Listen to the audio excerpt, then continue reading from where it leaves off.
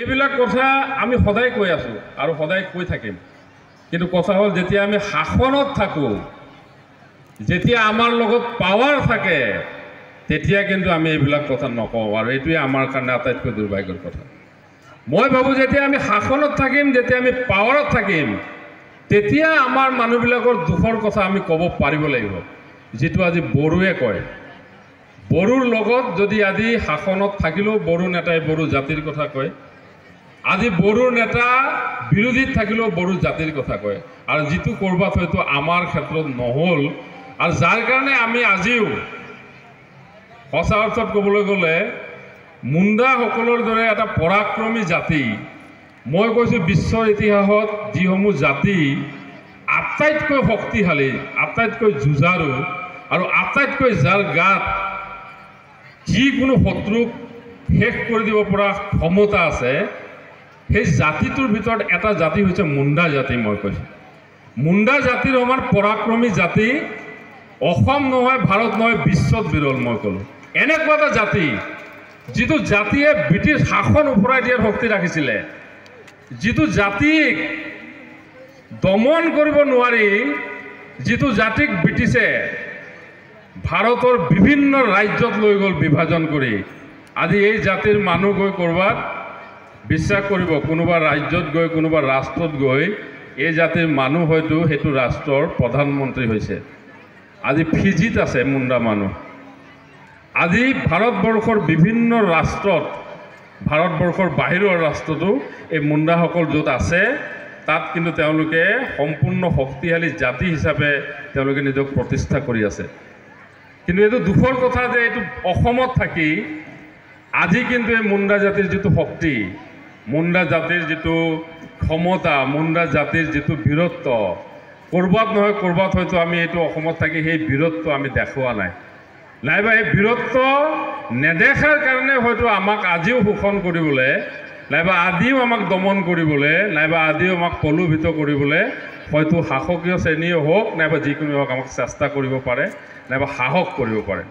মই আজি মুণ্ডা মহাসভাৰ যি 149 সংখ্যক বিৰছা মুণ্ডাৰ যি জন্ম জয়ন্তী, মই ইয়াতে আহ্বান কৰিম যে মুণ্ডাসকল ভাৰতবৰ্ষৰ আটাইতকৈ প্ৰাচীন জাতি, যি জাতিৰ ইতিহাস মহেঞ্জোদাৰো সভ্যতাৰ লগত যাৰ ইতিহাস জড়িত হৈ আছে।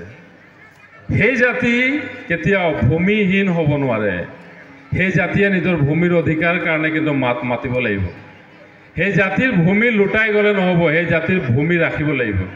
আৰু মুণ্ডা মহাসভাই মই কৈছোঁ এই ধৰণৰ কামতো আগভাগ ল'ব লাগিব।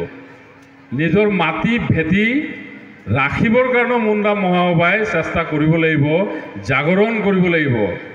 4 লাইনৰ কাষত থকা মানুহৰ মাটি কোনোবা দালালে ইচ্ছা কৰিলে যাতে কাঢ়ি লৈ যাব নোৱাৰে, কোনো মুণ্ডা মানুহক যাতে কোনো মাটিৰ দালালে ঠগি পেলানি নিজৰ ঘৰ ভেটিৰ পৰা উঠাই পঠাই দিব নোৱাৰে, তাৰ সজাগতাও কিন্তু মুণ্ডা মহাসভাই কৰাৰ দৰকাৰ আছে।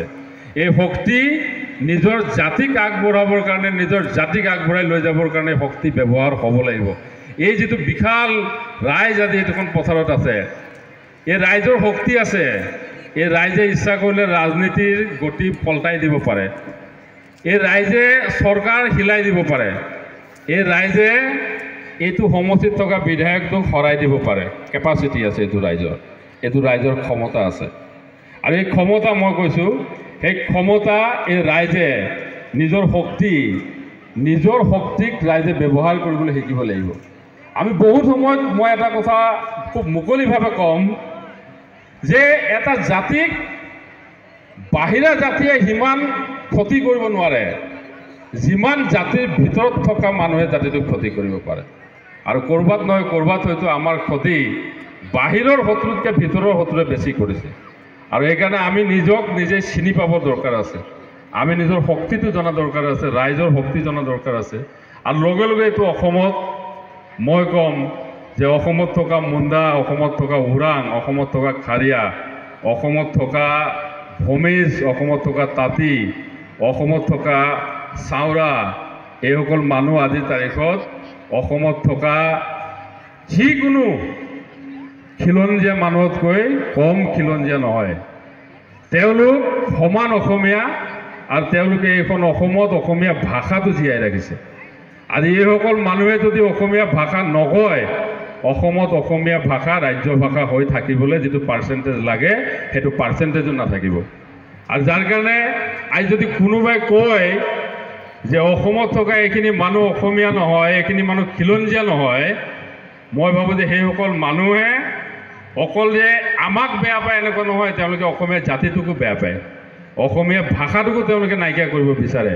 ক'ৰবাত নহয় ক'ৰবাত হয়তো তেওঁলোকে ভাবে যে সেই তাহানি যেতিয়া অসমত বেংগলী ভাষা জাপি দিয়া হৈছিলে, ভাষা আন্দোলন হৈছিলে, মাধ্যম আন্দোলন হৈছিলে, সেই সময়লৈ ঘূৰি যাবলৈ যিসকলৰ ইচ্ছা আছে, তেওঁলোকে হয়তো অসমত থকা এইসকল মানুহক, যিসকল মানুহৰ সংখ্যা 1 কোটিৰো অধিক আৰু যিসকলে অসমৰ মাতৃভাষা জীয়াই ৰাখিছে, মই এইকাৰণে কৈছোঁ, অসমত যেতিয়া শিক্ষা বিভাগে সিদ্ধান্ত ল'লে অসম চৰকাৰৰ যে যিবিলাক স্কুলত ল'ৰা ছোৱালী নাই সেই স্কুলবিলাক বন্ধ কৰিব লাগে, এটা স্কুলৰ লগত ইটো স্কুল জইন কৰি দিব লাগে। আপুনি বিশ্বাস কৰক, অসমত প্ৰায় 4,000 স্কুল খতম হৈ গ'ল। আৰু সেই স্কুলবিলাক ক'ত আছিলে? চব আছিলে গাঁওবিলাকত থকা স্কুল। সব গাঁৱত থকা স্কুল এটা স্কুলৰ লগত 4টা স্কুল জইন কৰি দিলে। তেতিয়াহে এটা স্কুলত থাকিব লগা ষ্টুডেণ্ট তাত গোট খালে। আৰু স্কুল ক'ত থাকিলে? বাগানৰ স্কুলকেইটা জীয়াই থাকিলে। কাৰণ বাগানৰ স্কুল, এটা স্কুলত কেইটা ষ্টুডেণ্ট থাকে? 350 ষ্টুডেণ্ট, ক'ৰবাত 400 ষ্টুডেণ্ট। আৰু সেই ষ্টুডেণ্টকেইটা কি ভাষা পঢ়ে? মাতৃভাষা পঢ়ে। কাৰণ ইহঁতে ইংলিছ মিডিয়ামত নাযায়, ক'ৰবাত যাব পৰা ক্ষমতা নাই, এইটো বেলেগ কথা, কিন্তু তেওঁলোকে ইংলিছ মিডিয়ামত নাযায়, তেওঁলোকে অসমীয়া মাতৃভাষা মাধ্যমত পঢ়ি সেই ল'ৰা ছোৱালীবিলাকে অসমীয়া ভাষাটোক জীয়াই ৰাখিছে। আৰু এই যিটো জাতিটোৰ যিটো অৱদান অসমৰ প্ৰতি, এইটো কোনো কাৰোবাক শিকাই দিয়া কথা নহয়, এইটো ইতিহাস আছে। 1960 চনত যেতিয়া অসম সাহিত্য সভা